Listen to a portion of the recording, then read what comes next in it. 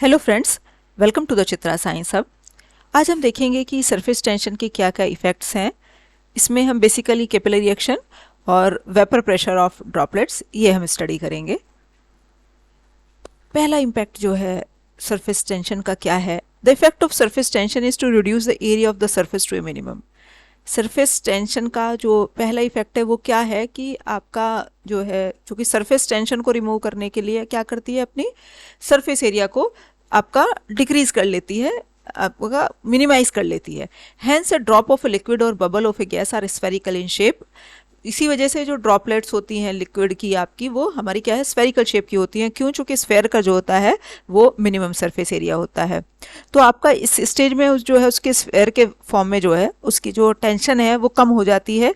क्यों है आपकी? क्योंकि जो आपका जो फोर्सेज लग रही हैं वो इक्वल फोर्सेज आपकी जो लग रही हैं, आपकी जो नेट फोर्सेज हैं वो आपको आपकी सब एक दूसरे को बैलेंस कर रही हैं। इधर की इधर से, इधर की इधर से, तो सब एक दूसरे को आपकी क्या है, बैलेंस कर रही हैं। साथ के साथ क्या है कि आपका जो है स्फेयर का क्या है, चूंकि सरफेस एरिया कम हो जाता है इसलिए स्फेयर की फॉर्म में जो है वो सरफेस टेंशन कम हो जाती है। तो पहली कंसिक्वेंसीज तो इसकी ये है कि सरफेस टेंशन की वजह से बबल्स की और जो आपके लिक्विड्स हैं, लिक्विड ड्रॉपलेट्स हैं, उनकी जो शेप है वो स्फेरिकल होती है। दूसरा इफेक्ट क्या है कि हम यदि देखें कि किसी आपका वाटर के कंटेनर के अंदर यदि हम कैपिलरी डाल दें तो कैपिलरी के अंदर पानी राइज हो जाता है, तो ये भी हमारे सरफेस टेंशन की वजह से हो जाता है। कैसे हो जाता है? When one end of a capillary tube is put into a liquid that wets glass, the liquid rises into the capillary tube to a certain height. जब हम कैपिलरी का एक एंड किसी लिक्विड के अंदर डिप करते हैं, उस तरह का लिक्विड जो उसकी सरफेस को वेट करता हो, गीला करता हो, जैसे आपका वाटर है, तो क्या होता है कि आपका वाटर जो है वो कैपिलरी ट्यूब में कुछ हाइट तक आपका ऊपर आ जाता है। This rise is due to the inward pull of the surface which pushes the liquid into the capillary tube. अब ये क्यों हो जाता है? क्योंकि आपका क्या है कि सरफेस टेंशन की वजह से क्या है कि आपका वो अपने आप, वो सरफेस पे टेंशन लगी हुई है, वो अपनी टेंशन को रिमूव करने के लिए क्या है, वो कैपिलरी के अंदर मूव करना शुरू कर देता है।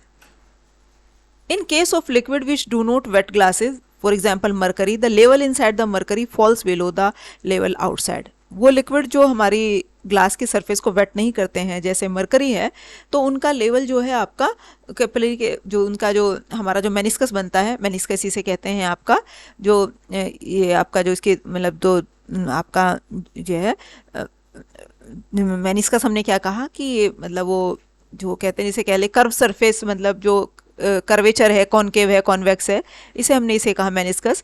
तो आपका जो वाटर के अंदर जो होता है मेनिस्कस, वो तो कॉनकेव शेप का होता है, और मरकरी के अंदर क्या है, वो कन्वेक्स शेप का होता है। तो चूंकि मरकरी जो है आपका ग्लास की सरफेस को वेट नहीं कर रहा है, the level inside the capillary fall below the outside level से थोड़ा डाउन हो जाता है मरकरी के अंदर। Further where is the upper surface of a liquid that wet glass is concave, that of mercury is convex. जो liquid उसकी surface को वेट करते हैं उनका जो मेनिस्कस होता है, उनका जो आपका अपर सरफेस होती है वो कॉनकेव शेप की होती है, और इनकी अपर सरफेस जो होती है हमारी क्या है, मरकरी के केस में कॉन्वेक्स होती है, और इस सरफेस को हमने कहा मेनिस्कस। मेनिस्कस क्यों कहा? क्योंकि इसकी जो आकृति हम देख रहे हैं वो आधे मून जैसी है, अब हाफ मून जैसी शेप होने की वजह से हमने इसे कहा meniscus. The angle which the curved surface make with the wall of the tube is called contact angle. वो एंगल जो आपकी ग्लास की ट्यूब उसके जो है मेनिस्कस के साथ बना रही है या कर्व्ड सरफेस के साथ बना रही है, उसे हमने कहा आपका कॉन्टैक्ट एंगल। जैसे ये देख पा रहे हैं हम, ये हमारा जो एंगल है ये कॉन्टैक्ट एंगल है, इस फिगर में हम देखते हैं ये है हमारा कॉन्टैक्ट एंगल। इसी तरह से यहाँ ये है आपका कॉन्टैक्ट एंगल। तो इसके केस में हमारा क्या है, एक्यूट एंगल बन रहा है, या हमारा क्या है, ऑब्ट्यूस एंगल बन रहा है। तो वो हमने कहा कॉन्टैक्ट एंगल क्या है, वो एंगल जो कर्व्ड सरफेस कंटेनर की वॉल के साथ बनाती है। अब suppose one end of a capillary tube is put into the liquid which wet glass, मतलब हमने एक कैपिलरी का एक एंड इस तरह के आपके जो है बीकर में डिप कर दिया, जो आपका ग्लास की सरफेस को डिप आपका वेट करता हो, जैसे हमने पानी के अंदर सपोज हम लोग कैपिलरी डाल दी, तो हम देखते हैं कि आपका कैपिलरी के अंदर आपका वाटर ऊपर जाने लग जाता है। क्यों जाने लग जाता है? क्योंकि वो अपनी सरफेस की टेंशन रिमूव करना चाहता है। तो साथ के साथ क्या है, एक दूसरी फोर्स भी है, जो ग्रेविटी की फोर्स है चीज़ों को नीचे की तरफ पुल करती है, अपने वेट के हिसाब से ड्रॉप जो है वाटर नीचे आने की कोशिश करेगा. Then the forces of surface tension pushes the liquid into the capillary to a certain height till the force of surface tension acting upward balances the weight of the liquid column acting downward. जो liquid column gravity की वजह से चूंकि liquid नीचे आने की कोशिश करता है, तो जहां वो दोनों फोर्सेस एक दूसरे को काउंटर बैलेंस कर जाएंगी, वहीं तक हमारा लिक्विड कैपिलरी के अंदर आपका जा पाएगा. अब सपोज किया हमने कि h हाइट तक इसके अंदर पानी भर गया, डेंसिटी लिक्विड की d है, जो इनर रेडियस है उसका वो r है, सरफेस टेंशन लिक्विड की गामा है, डाइंस पर सेंटीमीटर में मेजर करते हैं, और कॉन्टैक्ट एंगल थीटा है. अब जो इनर सरकमफेरेंस है कैपिलरी का वो क्या हो जाएगा आपका 2 पाई आर.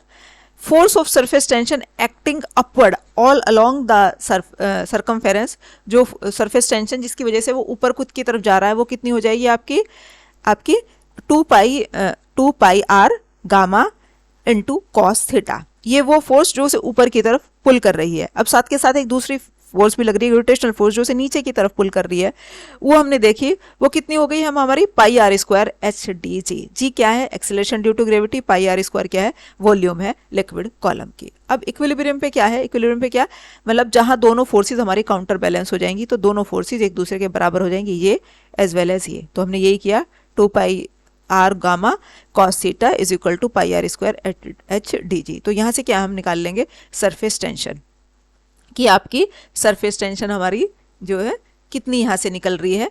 अब चूंकि मोस्ट ऑफ लिक्विड जो हमारी ग्लास की सरफेस को वेट करते हैं उनके लिए थीटा की वैल्यू 1 हो जाती है, तो कॉस थीटा 1 होने की वजह से इक्वेशन हमारी क्या हो गई, gamma is equal to R H D G by 2.